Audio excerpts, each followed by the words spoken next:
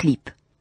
Le mot domotique est construit à partir du latin domus, qui signifie maison, et par analogie avec électronique.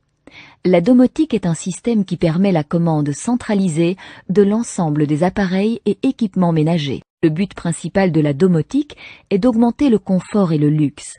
Il suffira par exemple de pousser un bouton du tableau de commande pour aérer toutes les pièces de la maison. Une autre touche baptisée « Visite » baissera les lumières, créera un éclairage d'ambiance et lancera une musique douce sur la stéréo.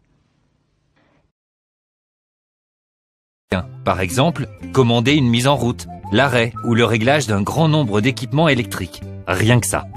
Les solutions domotiques ouvrent la perspective d'un grand confort de sécurité et d'économie sur l'éclairage, le chauffage, la ventilation, les volets roulants, stores et portes de garage.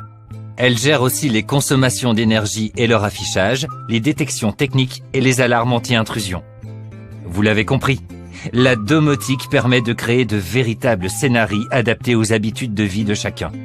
Grâce à la centralisation des commandes, la domotique permet, par exemple, dans le cadre du scénario « Je quitte mon logement », d'éteindre toutes les lumières, de fermer tous les volets, de baisser la température de consigne du chauffage et d'activer l'alarme anti-intrusion. Pas de chef du tout, seulement un messager. Il s'agit de ce petit boîtier tactile fixé au mur ou de ta tablette ou de ton smartphone.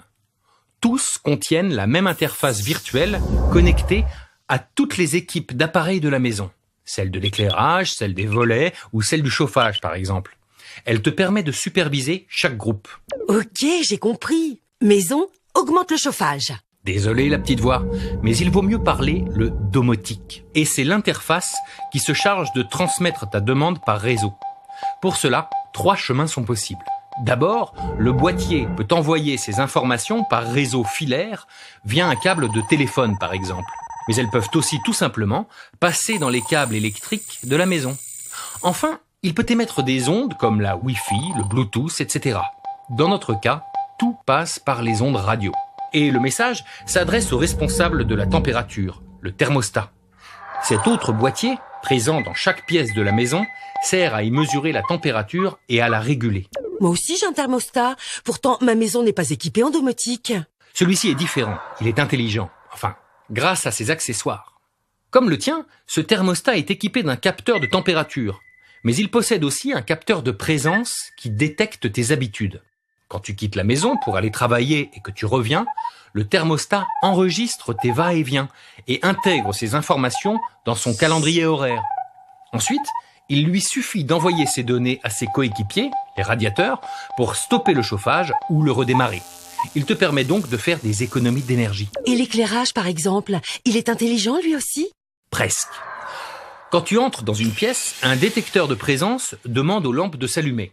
S'il fait trop sombre, un détecteur de luminosité augmente leur intensité. Et si tu t'en vas, les lumières s'éteignent à nouveau. La domotique, c'est donc un grand orchestre? Tous les messages émis par les uns sont captés par les autres, mais seuls les appareils concernés réagissent. Cependant, autant de capteurs et d'objets qui communiquent, ça commence à faire du monde. Chaque appareil doit donc attendre son tour pour émettre sans gêner les autres. Pareil lorsque sa mission est accomplie. Il en informe l'interface, qui en informe l'utilisateur, et la boucle est bouclée. N'importe quelle maison, celle-ci est intelligente. Elle est équipée d'un système domotique. Je vais t'expliquer. Pour le moment, tout le monde dort, mais le réveil ne va pas tarder à sonner. C'est l'heure de se lever. Mais regarde, la maison se réveille aussi. Les volets s'ouvrent tout seuls pour laisser entrer la lumière. Super. Par contre, il fait frisquet parfois le matin. Ça n'aide pas à sortir de son lit, ça. Ne t'inquiète pas. Le chauffage s'est activé avant le réveil. La température est déjà montée de 3 degrés dans l'ensemble de la maison. La salle de bain, elle aussi, est déjà prête pour accueillir les habitants. La bonne quantité d'eau a été chauffée pour la douche et les serviettes sont déjà toutes chaudes. C'est ce qu'on appelle un réveil en douceur. Et ça ne s'arrête pas là. Avant de partir, on communique avec toutes les pièces de sa maison grâce à ce petit boîtier tactile. Avec le programme « Je m'en vais », par exemple, on demande à la maison d'activer l'alarme. Quand on ferme la porte, la maison se verrouille automatiquement et ferme aussi tous ses volets. Le chauffage s'arrête Et même la lumière oubliée dans la salle de bain s'éteint. C'est une vraie forteresse. Et elle le reste jusqu'à la fin de la journée. Et lorsqu'on rentre du travail grâce à une application installée sur son smartphone, on prépare à distance son retour à la maison. De cette manière, quand on arrive, la maison est déjà prête à nous accueillir confortablement.